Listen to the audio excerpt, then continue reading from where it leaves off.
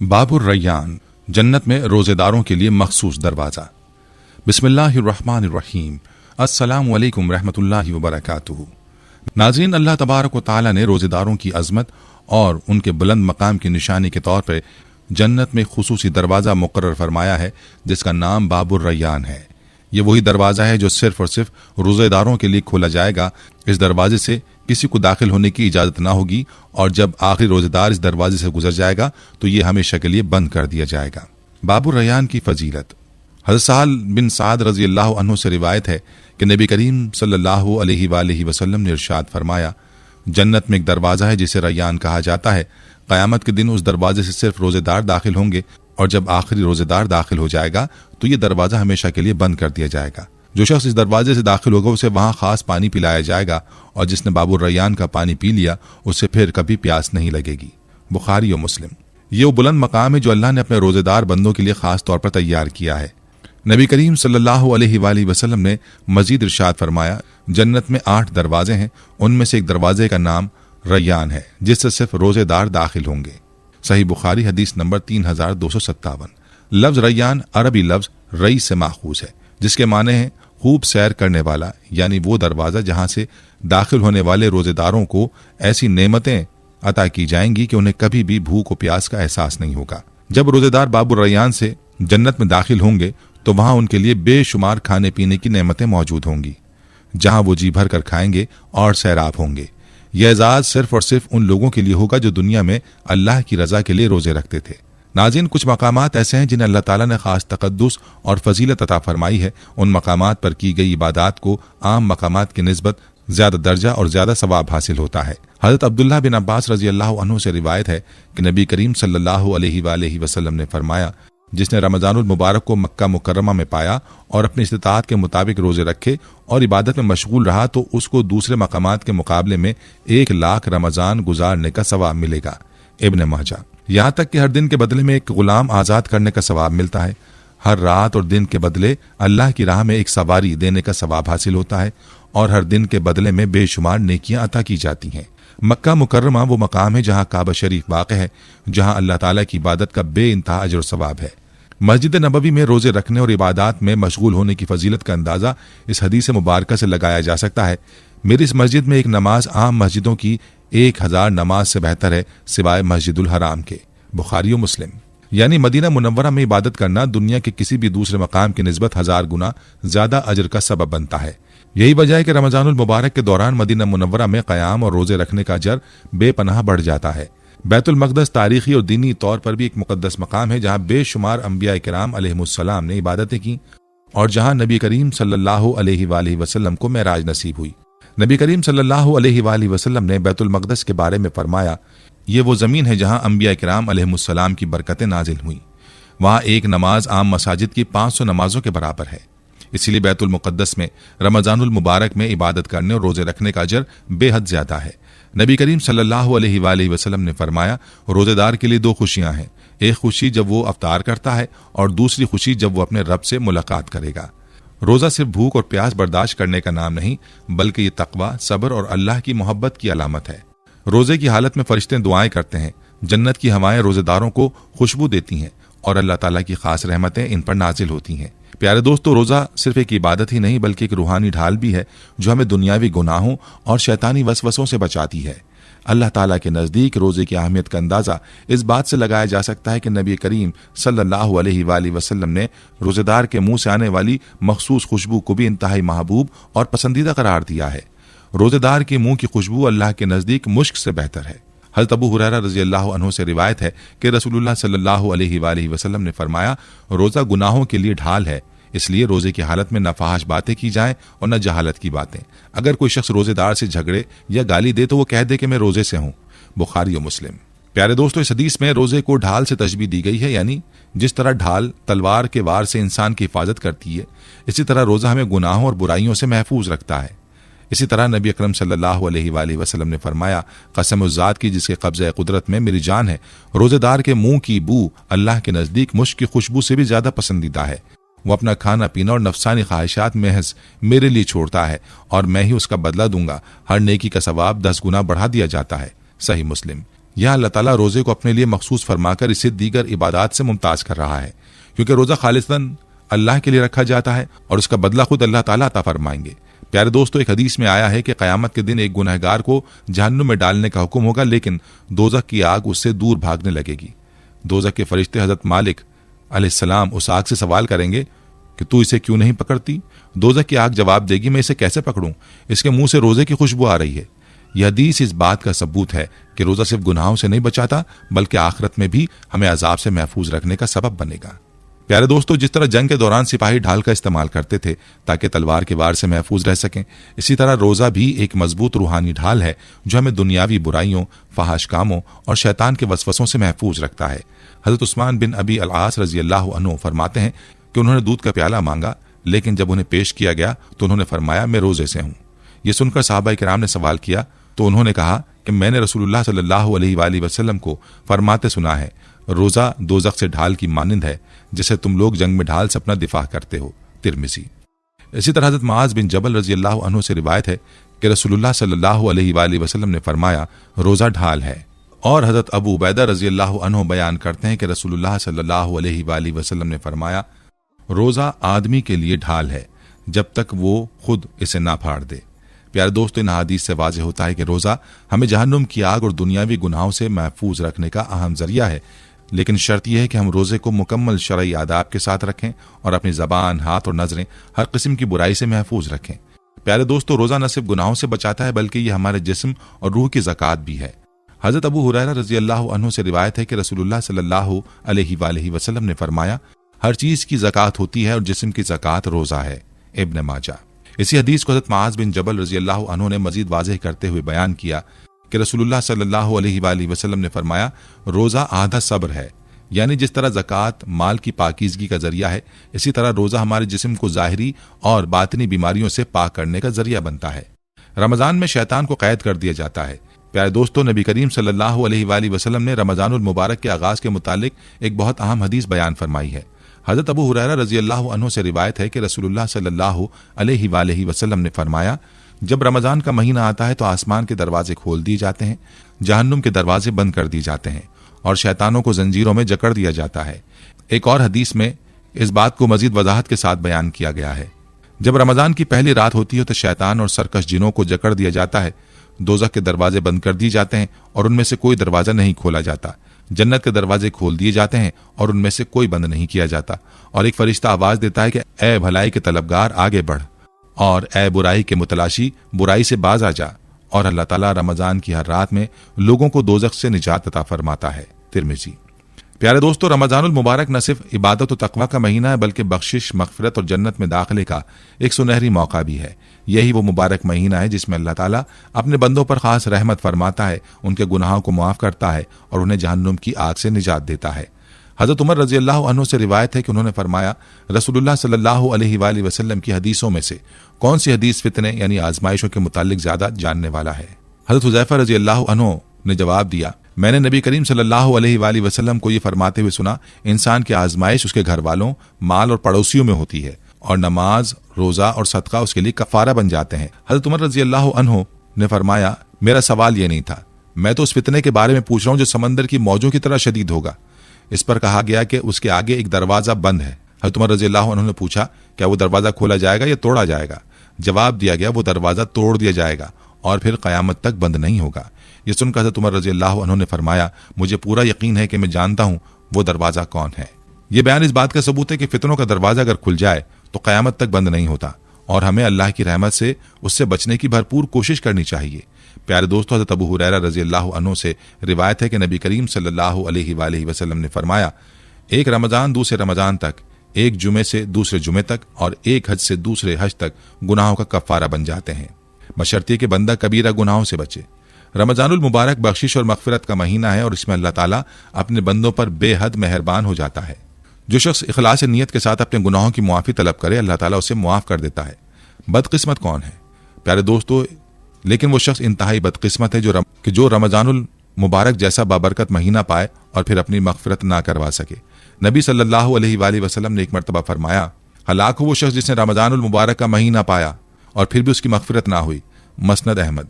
हज़रत काब बिन हजरा रज़ी अल्लाह अन्हु फरमाते हैं कि एक दिन नबी करीम सल्लल्लाहु अलैहि वसल्लम ने सहाबाए किराम से फरमाया, मेरे करीब हो जाओ। हम लोग करीब हो गए।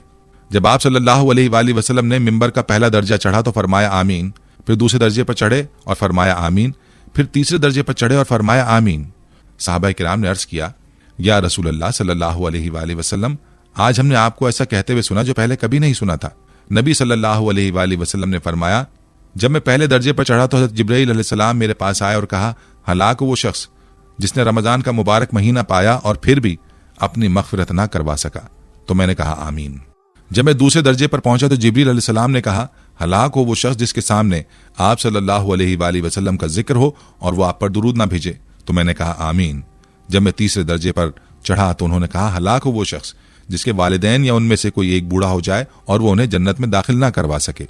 तो मैंने कहा आमीन। सही मुस्लिम। प्यारे दोस्तों, इस हदीस से हमें सीखने की जरूरत है कि रमजानुल मुबारक हमारे लिए मग़फ़िरत और जन्नत का एक सुनहरी मौका है जिसे ज़ाया करना बदकिस्मती होगी। रोज़ा और कुरान क़यामत के दिन शफ़ाअत करेंगे। प्यारे दोस्तों, नबी करीम सल्लल्लाहु अलैहि वसल्लम ने फरमाया, रोज़ा और कुरान क़यामत के दिन बंदे के लिए शफ़ाअत करेंगे। रोज़ा कहेगा, या अल्लाह, मैंने इसे खाने और ख्वाहिशात से रोके रखा था, इसके हक़ में मेरी शफ़ाअत कबूल फरमा। कुरान कहेगा, मैंने इसे रात में सोने से रोके रखा, इसके हक़ में मेरी शफ़ाअत कबूल फरमा। बस इन दोनों की शफ़ाअत कबूल कर ली जाएगी।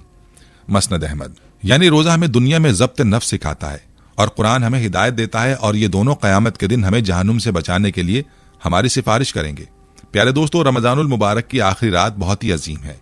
नबी करीम सल्लल्लाहु अलैहि वसल्लम ने फरमाया, रमजान की आखिरी रात को उम्मत की मग़फ़िरत कर दी जाती है। सहाबाए किराम ने पूछा, या रसूल अल्लाह, क्या वो रात लैलतुल क़द्र है? आप सल्लल्लाहु अलैहि वसल्लम ने फरमाया, नहीं, लेकिन काम करने वाले को जब वो काम मुकम्मल कर लेता है तो उसकी मेहनत का हक दिया जाता है। मसनद अहमद। यानी जिस तरह दुनिया में कोई मजदूर काम मुकम्मल कर लेता है तो उसे मजदूरी दी जाती है, इसी तरह रमजान के मुकम्मल होने पर अल्लाह ताला रोजेदारों को मग़फ़िरत की खुशखबरी अता फरमाता है। प्यारे दोस्तों, रात के आखिरी पहर यानी नमाज फजर की अजान से पहले जो खाना रोजा रखने की नीयत से खाया जाता है उसे सहरी कहा जाता है। इसीलिए इस वक्त को सहर कहा जाता है और ये वक्त अल्लाह ताला को बहुत पसंद है। नबी सल्लल्लाहु अलैहि वसल्लम ने फरमाया, सहरी खाओ क्योंकि सहरी में बरकत है। सही बुखारी। ये वक्त ऐसा है जब अल्लाह ताला अपनी मखलूक पर खास रहमत फरमाते हैं, दुआओं को कबूल फरमाते हैं और मग़फ़िरत के दरवाजे खोल देते हैं। प्यारे दोस्तों, अल्लाह ताला के खास बंदे हमेशा उसे याद करते हैं, उसके हुजूर सजदा रेज होते हैं और उसकी बारगाह में आज़ी और इनकिसारी के साथ दुआ करते हैं। यही वजह है कि सहरी के वक्त को खुसूसी बरकतों से नवाजा गया है। ये वक्त नबी करीम सल्लल्लाहु अलैहि वसल्लम को भी बेहद महबूब था और आप सल्लल्लाहु अलैहि वसल्लम उस वक्त नमाज तहज्जुद अदा फरमाया करते थे। जब रोजे फर्ज किए गए तो अल्लाह ताला ने उस वक्त खाने पीने की इजाजत अता फरमाई, जिसे सहरी कहा जाता है। नबी करीम सल्लल्लाहु अलैहि वसल्लम उस वक्त कुछ न कुछ तनावुल जरूर फरमाया करते थे। इसी वजह से सहरी के वक्त रोजा रखने की नीयत से खाना सुन्नत करार पाया। कुरान मजीद में सहरी का जिक्र। प्यारे दोस्तों, कुरान मजीद में अल्लाह ताला फरमाते हैं, और खाओ और पियो यहाँ तक के सुबह की सफेद धारी स्याहधारी से जाहिर हो जाए, फिर रात तक रोजे को मुकम्मल करो। सूरह बकरा आयत 187। इस आयत मुबारका में अल्लाह ताला ने मुसलमानों को सहरी खाने की इजाजत दी और उसका वक्त सुबह सादिक के जाहिर होने तक मुकर्रर फरमाया। ये क्यों जरूरी है? क्योंकि सुबह होने से पहले मशरिक में रोशनी की एक बारीक लकीर नमूदार होती है जिसे सुबह की सफेद धारी कहा जाता है। जैसे जैसे ये रोशनी बढ़ती है, रात की तारीकी पीछे हट जाती है। उसी वक्त से रोजे का आगाज होता है और ये वक्त सहरी कहलाता है। नबी करीम सल्लल्लाहु अलैहि वसल्लम ने फरमाया, जमात में नमाज, सहरी खाने और सूरज में साया हासिल करने में बरकत है।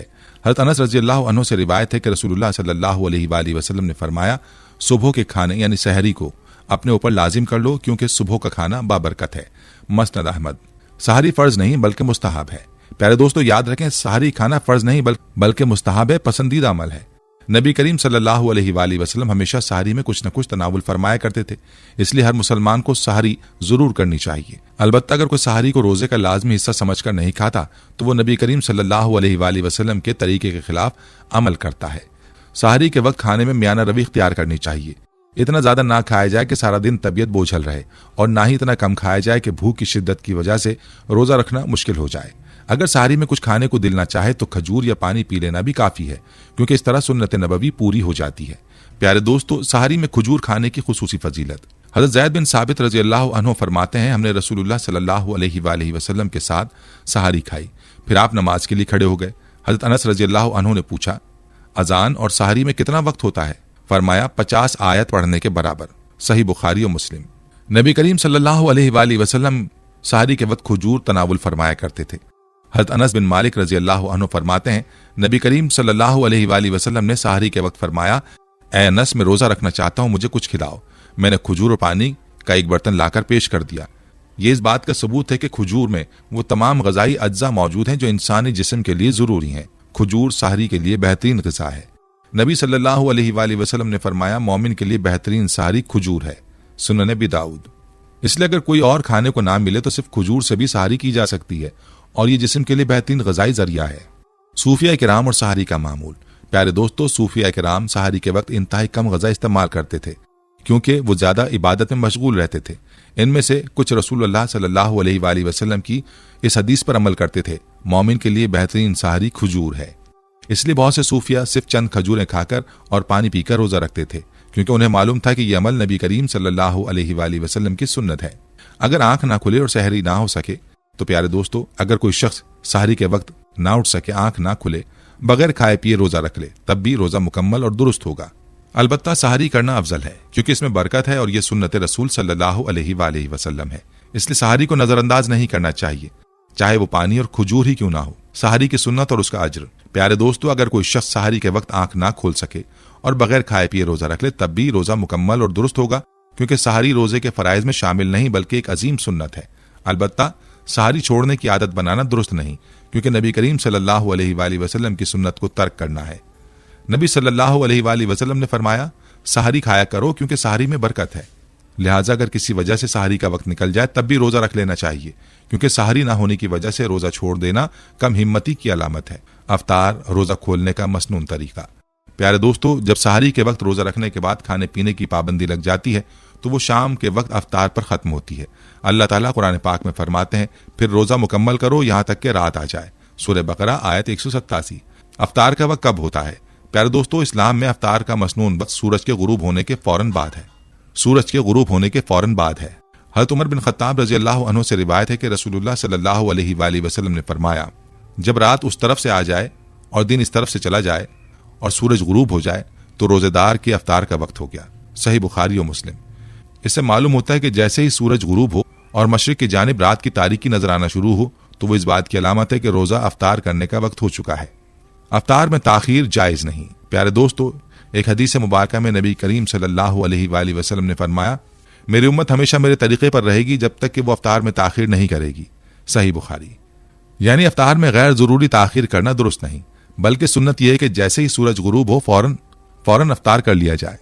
बाज लोग चांद और सितारे निकलने का इंतजार करते हैं, मगर ऐसा करना दुरुस्त नहीं, बल्कि मुस्तहब यह है कि गुरूब आफ्ताब के फौरन बाद रोजा अफ्तार किया जाए। अफ्तार का बेहतरीन तरीका नबी करीम सल्लल्लाहु अलैहि वसल्लम की सुन्नत। प्यारे दोस्तों, अफ्तार के लिए सबसे अफजल चीज खजूर और पानी है। नबी करीम सल्लल्लाहु अलैहि वसल्लम का भी यही तरीका था। हज़रत सलमान फारसी रजी अल्लाह अन्हु से रिवायत है कि नबी करीम सल्लल्लाहु अलैहि वसल्लम ने फरमाया, जब तुम में से कोई अफ्तार करे तो वो खजूर से करे और अगर खजूर ना मिले तो पानी से, क्योंकि पानी पाकीज़ा चीज है। सुनन अबी दाऊद। हज़रत अनस बिन मालिक रजी अल्लाह अन्हु से रिवायत है कि नबी करीम सल्लल्लाहु अलैहि वसल्लम ने फरमाया, जो शख्स खजूर पाए वो खजूर से अफ्तार करे और अगर ना पाए तो पानी से अफ्तार करे क्योंकि पानी पाक करने वाला है। सही मुस्लिम। अफ्तार में नबी करीम सल्लल्लाहु अलैहि वसल्लम का तरीका क्या था? नबी करीम सल्लल्लाहु अलैहि वसल्लम आमतौर पर ताज़ा खजूर से अफ्तार फरमाते और अगर ताज़ा खजूर दस्तयाब ना होती तो खुश्क खजूर या पानी से अफ्तार करते। अगर खजूर और पानी दोनों मौजूद ना होते चंद घूंट पानी पीकर रोजा अफ्तार फरमा लेते। प्यारे दोस्तों, खजूर एक मुकम्मल ग़िज़ा है और इसमें वो तमाम ग़िज़ाई अज्जा मौजूद होते हैं जो जिस्म को फौरी तवानाई फराहम करते हैं। इसलिए नबी करीम सल्लल्लाहु अलैहि वसल्लम ने फरमाया, मोमिन के लिए बेहतरीन अफ्तार खजूर है। सुनन अबी दाऊद। अफ्तार के वक्त हलाल रिज़्क़ का ख्याल रखना। प्यारे दोस्तों, अफ्तार के वक्त सबसे अहम बात यह है कि वो जिस चीज से अफ्तार किया जा रहा है वो हलाल और पाकीज़ा हो। अल्लाह के खास और नेक बंदे हमेशा इस बात का ध्यान रखते हैं कि वो अपना रोजा सिर्फ हलाल कमाई से हासिल की गई चीजों से अफ्तार करेंगे। इसलिए बाज़ सूफिया किराम मस्जिद में रखे गए अफ्तार के खाने से एहतियात बरतते थे क्योंकि उन्हें मालूम नहीं होता था कि वो रिज़्क़ हलाल कमाई से आया है या नहीं। नबी करीम सल्लल्लाहु अलैहि वसल्लम ने फरमाया, पाकीज़ा खाने और इसके हलाल के बगैर इबादत कबूल नहीं होती। सही मुस्लिम। लिहाजा अफ्तार के वक्त ये जरूर देखना चाहिए कि जो खाने पीने की चीजें हम इस्तेमाल कर रहे हैं वो हलाल और पाकीज़ा हों। मसाजिद में अफ्तार करने का अज्र। प्यारे दोस्तों, अगर कोई शख्स किसी मस्जिद में या किसी मुस्तहिक फर्द के लिए अफ्तार का एहतमाम करे तो उसके लिए बहुत बड़ा अजर सवाब है। नबी करीम सल्लल्लाहु अलैहि वसल्लम ने फरमाया, जो शख्स किसी रोजेदार को अफ्तार कराए तो उसे भी उतना ही सवाब मिलेगा जितना रोजेदार को मिलेगा, बगैर इसके कि रोजेदार के सवाब में कोई कमी हो। सुनन तिरमिज़ी। यही वजह है कि मसाजिद में रोजेदारों के लिए अफ्तारी का इंतजाम करना एक बहुत बड़ा सवाब का काम है और अल्लाह ताला उसके बदले में बेहतरीन अजर अता फरमाता है। रोजा रहमत, मगफिरत और निजात का जरिया। प्यारे दोस्तों, रमजानुल मुबारक अल्लाह ताला की एक बेहतरीन नेमत है जिसमें हमें अपने गुनाहों की बख्शिश, नेकियों में इजाफा और जन्नत में दाखिले का सुनहरी मौका दिया जाता है। अफ्तार अल्लाह की नेमत की शुक्रगुजारी। जब रोजा मुकम्मल होता है और हम अफ्तार करते हैं तो ये सिर्फ खाने और पीने की बहाली नहीं बल्कि अल्लाह की अता करदा नेमतों पर शुक्र अदा करने का मौका है। नबी करीम सल्लल्लाहु अलैहि वसल्लम ने फरमाया, रोजेदार के लिए दो खुशियां हैं, एक खुशी जब वो अफ्तार करता है और दूसरी खुशी जब वो अपने रब से मुलाकात करेगा। सही बुखारी और मुस्लिम। प्यारे दोस्तों, अफ्तार सिर्फ खाने का वक्त नहीं बल्कि ये इस बात की अलामत है कि हमने पूरा दिन सब्र किया, अल्लाह की रजा के लिए भूख और प्यास को बर्दाश्त किया और अब उसका बेहतरीन इनाम हासिल कर रहे हैं। इसलिए अफ्तार के वक्त अल्लाह से दुआ करना बहुत अहम है क्योंकि उस वक्त दुआ रद्द नहीं होती। नबी करीम सल्लल्लाहु अलैहि वसल्लम ने फरमाया, 3 लोगों की दुआ रद्द नहीं की जाती, रोजेदार की अफ्तार के वक्त, आदिल हुक्मरान की और मजलूम की दुआ। सुनन तिरमिज़ी। रोजा सिर्फ इबादत नहीं बल्कि रूहानी तरबियत। प्यारे दोस्तों, रोजा महज भूखा और प्यासा रहने का नाम नहीं बल्कि ये रूहानी और अखलाकी तरबियत का जरिया भी है। यह हमें सब्र, शुक्र और हमदर्दी और नेकी की आदत सिखाता है। रोजा में क्या सिखाता है? तकवा और अल्लाह का खौफ। जब हम रोजे में होते हैं तो हमें एहसास होता है कि अल्लाह हमें हर वक्त देख रहा है और हम उसकी हुक्म की मुकम्मल पैरवी कर रहे हैं। सब्र और बर्दाश्त। रोजा हमें बर्दाश्त और इस्तकामत सिखाता है ताकि हम दुनियावी मुश्किलात को बेहतर तरीके से झेल सकें। हमदर्दी और सखावत। जब हम खुद भूखे होते हैं तो हमें उन लोगों का एहसास होता है जो हर दिन भूख और प्यास का सामना करते हैं। अल्लाह की नेमतों की कदर। जब हम पूरे दिन के बाद अफ्तार करते हैं तो हमें मालूम होता है कि खाना और पानी कितनी बड़ी नेमतें हैं जो आम दिनों में हमें मामूली लगती हैं। रमजान जन्नत में दाखिले का बेहतरीन मौका। प्यारे दोस्तों, ये महीना हमें जन्नत में दाखिल होने का बेहतरीन मौका फराहम करता है। नबी करीम सल्लल्लाहु अलैहि वसल्लम ने फरमाया, जो शख्स ईमान और खालिस नीयत के साथ रमजान के रोजे रखे उसके तमाम पिछले गुनाह मुआफ कर दिए जाते हैं। सही बुखारी। यही वजह है कि हमें चाहिए कि हम ज्यादा से ज्यादा रोजे रखें, इबादत करें और अल्लाह से अपने गुनाहों की मगफिरत मांगें। रमजान के बाद भी नेकियों को जारी रखें। प्यारे दोस्तों, रमजान खत्म होने के बाद भी हमें अपनी इबादत, नमाज, तिलावत कुरान और नेक अमाल को जारी रखना चाहिए। ये ना हो कि हम सिर्फ रमजान में नेक बने और बाकी 11 महीने गफलत में गुजार दें। रसूलुल्लाह सल्लल्लाहु अलैहि वसल्लम ने फरमाया, अल्लाह को वो अमल सबसे ज्यादा पसंद है जो मुस्तकिल किया जाए, चाहे वो कम ही क्यों ना हो। सही मुस्लिम।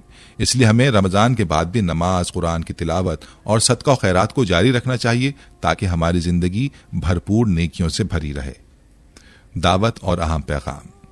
प्यारे दोस्तों, अगर आपको ये वीडियो पसंद आई तो इसे ज्यादा से ज्यादा लोगों तक पहुंचाएं ताकि सबको रमजान की बरकतों और रोजे की फजीलत का इल्म हो।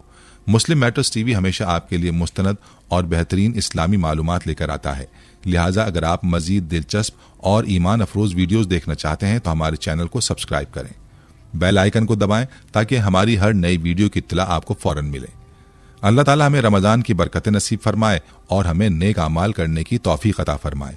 कमेंट्स में हमें बताएं कि आपने ये वीडियो कहां से देखी और रमजान का कौन सा लम्हा आपके लिए सबसे ज्यादा बाबरकत होता है। अल्लाह ताला हम सबका हामी और नासिर हो। जज़ाकल्लाह।